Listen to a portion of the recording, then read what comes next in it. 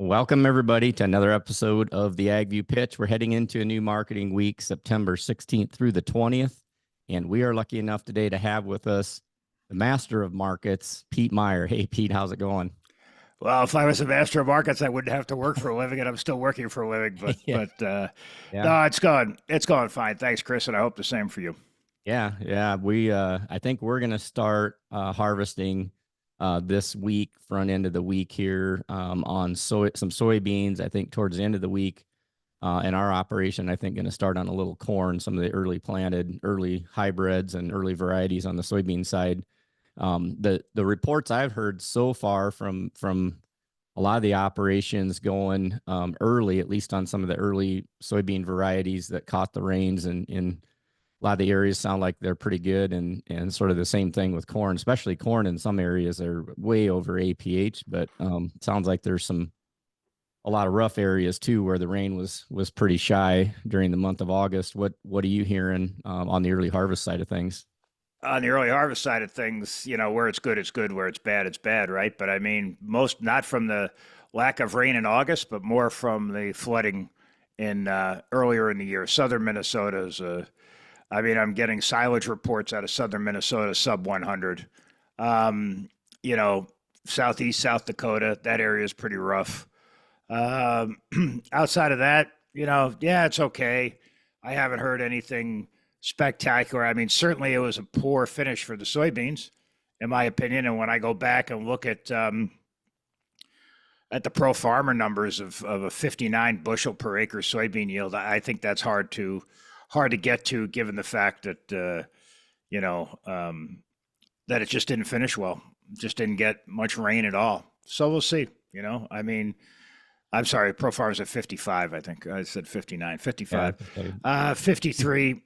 53 where the USDA was, and in this week's report, or last week's report, they didn't change anything there, and they increased the corn yield by a half. Yeah, I guess we can get into what the report had to say if you want. Yeah. Real quick though, I was going to ask you, as far as seed size is going to be one of the things that is affected by that lack of rain in late August, but it sounds like Right. the pods were there. So it will be interesting, I think, to see how things, I mean, soybeans are so impossible until the combines go to figure out, are how good or how bad are they. And Well, I like you think said, the that's bad also areas why are bad. I think that's why NAS left the yield unchanged, right? They know that it's almost impossible this time of year, even though they had pod counts and they had ear counts for the first time this year in the September crop production report. The fact that they left the soybean number unchanged on the yield is, indicative to me that they really, as you suggest, nobody pays much attention till October. Yeah. Excuse me. Um, can you want to share? I know we talked before we started here. You had some things that you could share from the report last week and kind of give us a little bit of perspective on some things here. Sure. Can you see my screen now, Yep. Chris? Got it. Okay. So yeah, So the and for first the thing, listeners, let me say real quick for the listeners on the podcast, this is on YouTube now too, so you guys can bop over to YouTube if you need to. but I'll read this slide. So this first slide says that it's a special note, and it says each September, NAS has the opportunity to revise planted and harvested acreage estimates for a whole bunch of crops, including corn and soybeans. Revisions are based on all available data, including the latest certified acreage data from the FSA. Blah, blah, blah, blah, blah. So the reason I bring this up, Chris, is that there's been a lot of conversation about that flooded area in southern Minnesota that we just mentioned earlier, southeast South Dakota, northwest Iowa, and the fact that there are still folks out there, analysts, who are saying, well, we're going to lose a million acres, going to lose a million acres. What I'm inferring from this note is the fact that they're not going to make any changes until January. So we're stuck with these acres. They didn't change the acres this month. So, that tells me that they're going to stick with it. And I think that they're kind of telling you that in this number. All they have is the FSA data at the moment. They're very comfortable with the FSA data in August, which is a good thing. This is the first year really where they felt super comfortable with the August data. The last couple of years, we've seen them bring the August data in and then a revision again in September, or maybe even October. as the data matured from the FSA on the acreage. But this tells me that they're going to wait. So if you're waiting for a 1,000,000 acre cut to have a bullish sentiment in the market, I think you may have to wait until January. Let me see if I can get the. For some reason, I can't get the next slide up. I don't know why that is. Let me see what I got here. So that's really my first thing, Chris, and I just think we have to be careful about it. The second thing I really wanted to talk about was the objective yield plot data here that you see here in a moment. Let me stretch this out a little bit. Got it. So I can see. So what we've been looking at with we had a record yield last year, a record yield this year of maybe 6 bushel higher now than the record last year of 177. Now we're at 183.5. To me, it always depends on your corn ear count. And what this is this is a graph of the last 5 years. It's actually 5 years plus this year. The blue bars are the ear count, and the red dot is the yield. This is a NASS chart. You can see that the ear count is not as high as it was last year. It's not even as high as it was in 2021 for September, yet the yield is way off the top. So, I called Lance up and oh, I'm sorry. Let's go to soybeans then. So at the same time, we mentioned about soybeans not really knowing much until October. Here you have a pod count that's lower than last year. The yield's a little bit higher. But as you can see, Chris, the pod count, or for the listeners maybe, pod count always has a tendency to increase in October. So when I talked to NASS, I said, what are you doing here with the soybean yield? Your soybean yield and your corn yield are way off the top of the charts, based off of your pod count in your objective yield plots. And Lance Hodig, who's an open book, nice guy, he said, look, Pete, he said, pod counts go up every time in October and then again in November. And I looked at this chart, and I said, yeah, okay, I can see that. I see that the pod counts go up, but the yield goes down.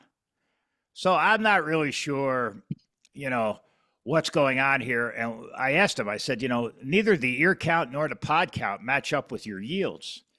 So what he said, look, Pete, he said, we're using this NASA Terra Modus model. I said, okay. He said, you see the slides in the report? I said, yeah, I see the slides in the report. He goes, take a good look at those and you'll see. He goes, we've never seen so many dark areas through a majority of the belt. Now, for the viewers out there, you can see this. For the listeners, I'm going to have to explain it. So what they do is they have all these remote sensing, and then they have the satellite modeling. And what they do is they create, there are dots created in certain areas of each state. A red dot is very bad. A purple dot or dark blue dot is very good. Now, to give you an idea, so this is the corn satellite data. You see how those dots are all like blue or purple, Chris? You see that like throughout central Illinois, even throughout western Indiana, throughout central Iowa, and then they kind of, when you go north, they get green and a little bit yellow. Those purple dots are over 300 bushel an acre. Yeah, that's I don't know if I have the purple dots, but I have the color, the flow color.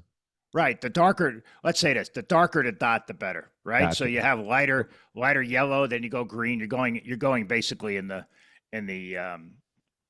color spectrum. But as you can see, the dots are just very, very dark. And they said, we've never seen this before. Now, you would think that when you look at Illinois and, they brought Illinois down by 3 and brought Iowa up, you would think that that's counterintuitive to this. I like the fact that they brought Illinois up and Iowa down just for the reasoning that they should be closer together. They really had a big disparity in the numbers last month between Iowa and Illinois. So this is their modeling. This is what they're looking at, those dark spots. Now here you have last year's modeling in September versus this year's modeling.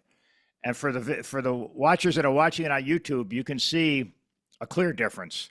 The darker the dot, the darker blue shade, whatever, that's what the satellites are telling them is going to be better yield. You can see clearly on the left, September of last year was okay. It was good. And if I was sitting in their seat and I looked at the September modeling and said, okay, I have 177 last year, and then I look to the right and I see all these darker blue dots throughout Iowa, a huge chunk of Illinois, including some of the biggest production areas, and Western Indiana, I understand why they're going that way. But they're putting a lot of A lot of weight. a lot of weight, in there.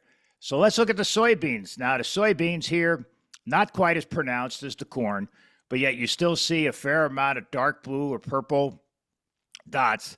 That's over 75 bushel an acre. What they think is going to be 75 bushel an acre. You see it throughout Illinois, not quite as pronounced. You see it throughout Iowa. You see it in eastern Nebraska, and then you see it occasionally in southern Minnesota and a little bit in South Dakota. What's more important here is that this is the year over year comparison, and here's where you can really see the difference.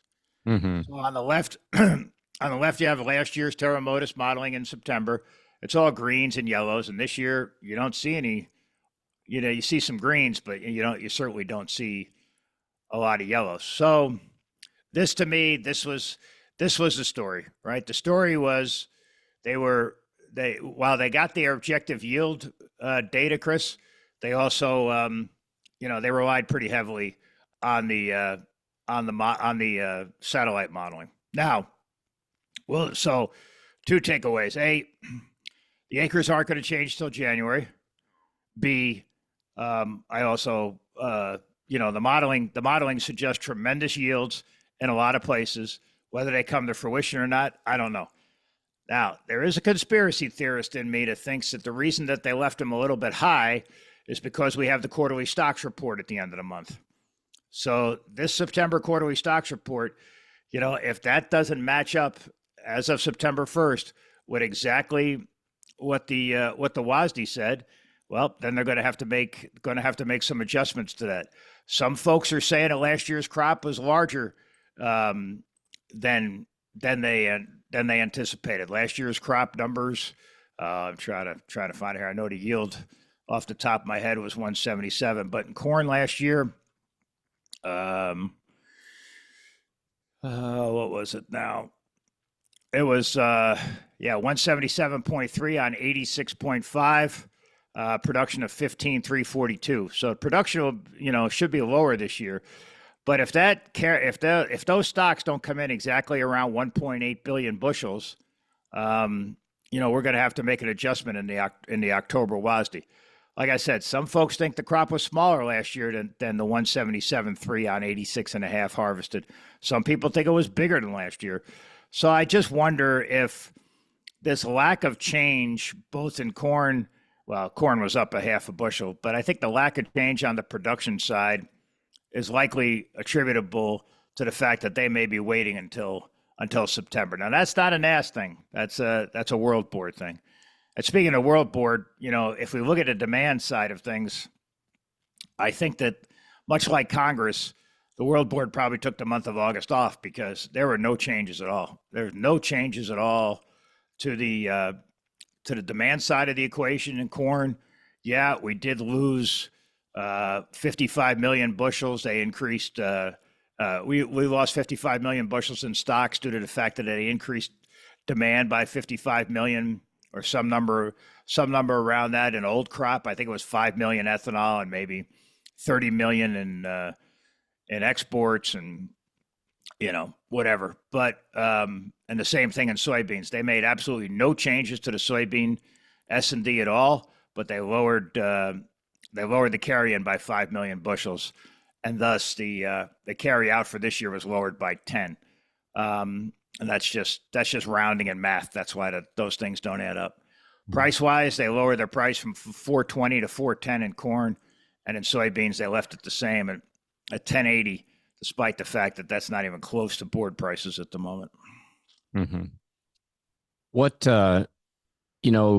all of that data and everything, and then I think right now, I mean, then that's great stuff because I think it actually kind of confirms it, for me anyway, driving around this summer, it's probably one of the best crops I've seen. The problem is that doesn't, you're not looking at the grain, you're not looking at the weight of the year. You're not looking at kernel depth and all that kind of stuff. And so, it will, the tail will be, who got some rain in late August and who didn't in terms of test weight on corn. And I think also that soybean seed size at the end of the season is kind of where that extra little bump comes from. So it's going to be interesting to see how this all shakes out. My question for you moving forward is, as the producers get into harvest and start to see the reality of stuff, what's your thought? I mean, I think a lot of growers are going to realize they probably don't either have enough storage in the areas that it's good.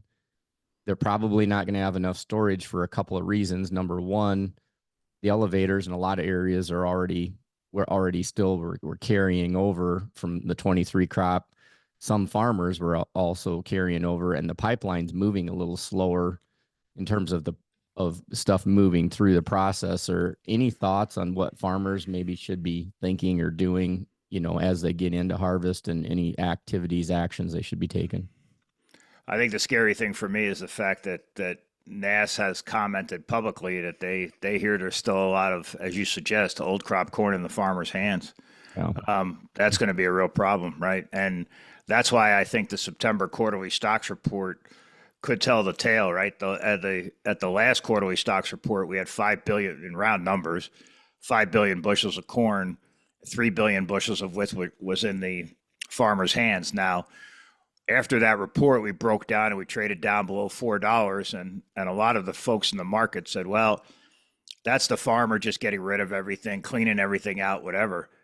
Boy, I hope that's the case, so we can start new, because if it's not, then we're going to start with a bit of a cloud over the market. As far as what they see and what's going on, yeah, there's no question that this time of year, typically, and I can speak firsthand from some ethanol plants, this is the time of year where they're trying to pull some corn to keep everything going until the combines run.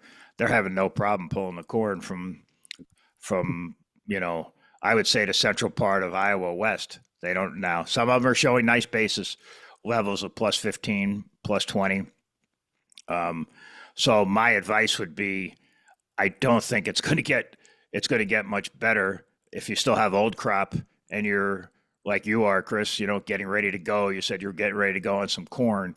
Yeah, I'd get rid of it and just try to clean slate. I know it sucks at these price levels and you feel like you're raising a white flag, but as far as your new crop sales are concerned, what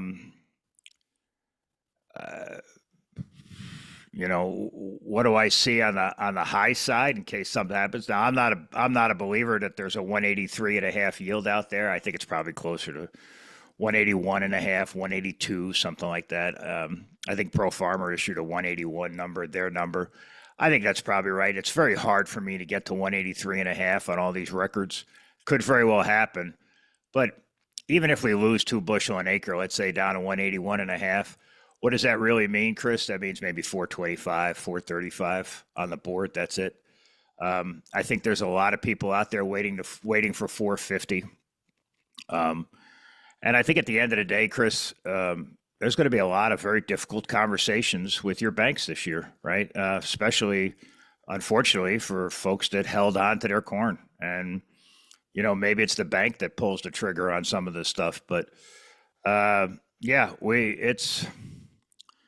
I don't really have any price targets. I understand the seasonality of the market, and everybody says we make the seasonal lows around September, sure, and we've rallied 10 or 15 cents out of the post report lows.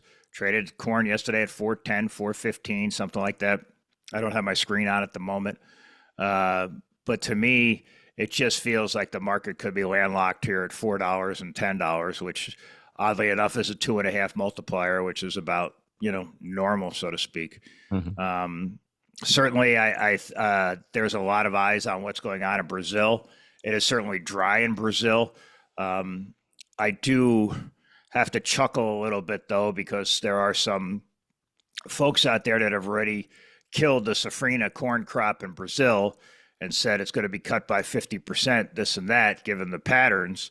And that crop doesn't get planted until the January to March window. So, it's one of those things where, I also worry once we get through harvest and then we get into January, February, and I realize this is, what is that, 5 months away? The USDA then is going to come out with their numbers for next year. And given the economics, I would imagine they're going to come out with a pretty heavy corn acreage number next year, which is not what we need.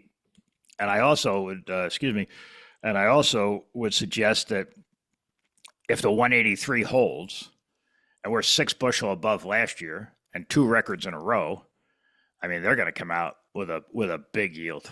I bet you it's going to be over 185, maybe 186. Wow. I mean, the natural progression would push it closer to 190, and I'm not saying that would be their yield, but nonetheless, yeah. I mean, think about all the problems we had last year in Western Iowa, Chris, Eastern Nebraska, all those spots there, and we still had a record yield of 177.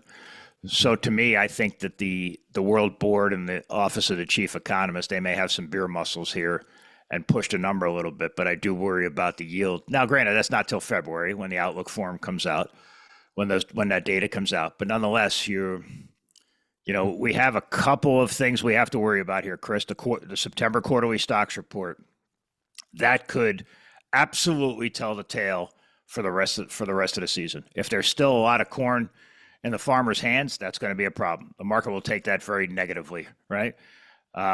Brazilian weather we're watching it closely. Okay. Then we have maybe an October WASDE or crop production report where numbers get changed a little bit based on the maturity of the data, the weights. And then we're going to have the November WASDE, and then we're off until January. So you're going to get a lot of data here within the next few months that, hopefully will create some volatility and hopefully will create some opportunities to market some stuff. Yeah, short term for both corn and soybeans, I guess, there's quite a bit of algebra we have to do as producers. I mean, we have to do that every year, but this year it seems like more so because, we have interest rates to consider. So, getting lines of credit shut off, delivering the grain even at a lower price is a higher price versus the carry. You look at the carry and it looks really good. However, when you calculate in interest rates, you calculate in probably the shortage of storage in the areas where yields are going to be good. So people are going to need to be moving that stuff sooner rather than later, probably selling more.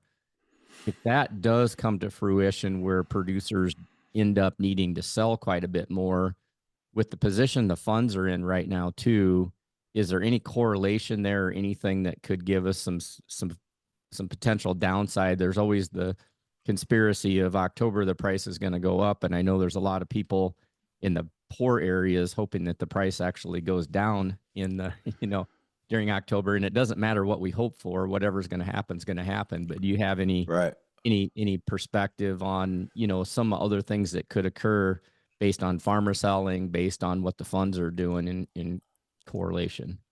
Well, let's start with interest rates. I think that the recent PPI CPI data, while it will certainly point towards a rate cut here in September, I don't know if it's going to be a quarter or a half. Initially, I thought it was going to be a half, but now I don't know. The PPI numbers were not as conducive, so we'll see what the Fed does there. And There's a lot of thought. The banks aren't going to change the interest rate anyway for 2 months on lines of credit anyway. I mean, it'll change, but then there's a delay before anything. But there's also, there's a lot of thought out there that initially a couple months ago that we could cut rates by 1.5% by the end of the year.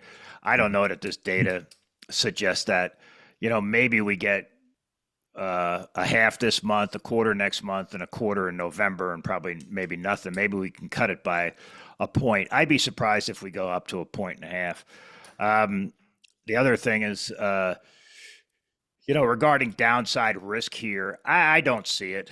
I really don't. I think that I hate to talk about the fund position because I really don't think it matters in the market. That's just my personal opinion. But, and everybody loves the funds when they're long and they're right, or they're quote unquote right according to everybody, and they hate the funds when they're short. Well, the funds had a hell of a year this year. Let's be honest about it. But they're not holding out for the last, nickel or whatever. And a lot of the funds that we talk to, most of that trading is on autopilot. It's algorithms, so they're just trading the flow. They probably traded the flow on Friday, and that's caused the thing to trade up to 415. But to the downside, my worst case scenario is something around 375. I think we're still kind of stuck in this range between 385 and we're at the higher end of the range now, maybe 420. We've been in a range like that for a while now, and I don't really see how it busts out there, because the only way it's going to bust out of there, Chris, is if the yields fall flat on their face, or if demand starts to pick up. We have seen a little bit of demand come in here. Certainly, we'd be very disappointed if we didn't see any demand below $4. We have seen it. On the bean side, though, that's a tough call for me. I would think that bean prices probably stay pretty depressed here. Don't really see much coming in the pipeline there, and it may very well stay depressed until such time where we find out that we're not going to plant a lot of bean acres next year, because a lot of the farmers that I talk to are just tired of losing money planting beans, whether it's $100 an acre, $200 an acre, $250 an acre. And I really think you're going to see a lot more corn next year. So we're going to need to hold on tight, because that's going to have to flip flop things a little bit. Yeah. Last question, then I'm gonna have to let you go because I'm gonna have to bounce here in a couple of minutes. So I'm gonna give you a question and give you, I don't know, a minute and a half to answer it. 2025, if we do see some sort of price rally, during harvest for some reason or after harvest, at what point do we start looking at the 2025 on these grains?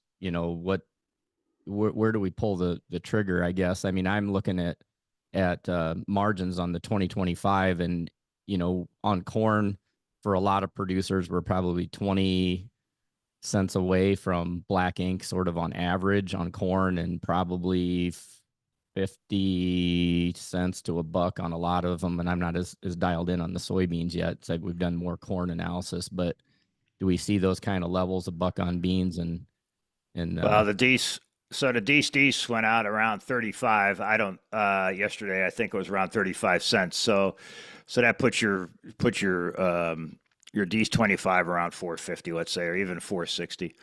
I think if we get over 475, but that's going to have to be driven by the front, right? So I don't see much. Doesn't really seem to be much risk in that spread. So maybe if we can get Dees corn above 430 or something like that, and we can get the red Dees up to the Dees 25 up to 465 or 470, I think that's probably a place to start looking. On the bean side, I really don't know. Very, very difficult. Going to be totally driven by South American weather. That's going to be a situation that's going to be in flux the whole time. I think no matter who gets elected, we don't have a great excuse me, we don't have a great relationship with China. So that market could be lost unless we become the low-cost provider, the low-cost exporter, which could very well happen, and Brazil runs into some trouble. So that's it. I mean, it's a tough spot. Excuse me, Chris. It's a tough spot to be in, because we have this other business called Regenerative Root Solutions, and what we do is we match up CPG companies, consumer packaging good companies, with farmers that are exhibiting or using sustainable practices. We've seen some programs come this month, but the deluge of farmers that are coming to us to sign up for these programs outweighs the programs that we have by at least 10 or 15 to 1. Yeah. And I think what I'm saying there, Chris, is that suggests that, no matter how good you think your economics look at your farm, everybody is looking to kind of take advantage of other possibilities. And every 10 cents you right. get, every anything. Yeah. Now, Tom Vilsack has said that he said just recently this week that he promised that they're working hard on this 45Z tax credit, which is the sustainable aviation fuel credit that we do a lot of work on. And he promised, or he said, that it's on the fast track, and they do intend on having all that stuff out by the end of the year, before the Biden administration is over. If that's the case, that will certainly help matters, but it'll only help matters for those that are using sustainable practices and have a relatively good carbon intensity score. So a lot of moving parts here, but yeah, as far as next year's corn, I think anything over 475, you got to start to look at it. Yeah. Yeah. Sounds good, and I think we'll have to pay attention to that real close because we get up to those levels on both corn and soybeans. I think that's going to be a place where people could start and probably be pretty close to break even. And break even in our definition is covering the cost of paying yourself and those overhead expenses. So we'll do more Yeah, on and I that. do. I don't see many storing soybeans this year. So I mean, we may end up with some harvest pressure here at the end, going into soybean harvest. I would think corn. I think, you know, folks will store that like they usually do and just hope for the best. But Store what we it's can, hard. what you can Yeah, hold. And there's going to be interesting. I think we get towards the end of harvest, it's going to be tight for space for a lot of stuff and in some certain areas for sure. So I agree. people want to get a hold of you, have any questions? Is there ways if somebody wants to reach out with some questions, what's the best way? Yeah, you can just email me, Pete at muddybootsag.com. Or if you're interested in what we're doing with our soil health initiative, and like I mentioned earlier, this CPG programs and actually government programs as well. We just enrolled 120,000 acres in the USDA long-term no-till program, which paid out about $25 an acre. All that information can be found at our website, regenerativerootsolutions.com. And if you Awesome. need anything, again, Pete at muddybootsag.com, and I'm happy to pass along the website address if you need it. Yep. Awesome. Sounds good. And a reminder for the AgView Executive Business Conference, if you are not signed up, get signed up. It's getting filled up, and Pete will be there in person, so you'll get to chat with him in person. With that said, Pete, thanks a lot. Appreciate you being here. Well, I appreciate the time as well. And if you're, yeah, you get to chat with me, but you also get to throw a tomato at me if you don't like Yeah, yeah. what I'm talking about on stage. That's fine. Bring a couple extras along. So There you go. sounds good. Thanks, Pete. Thanks everybody See for ya. you bet. And we will catch you again next time on the AgView Pitch.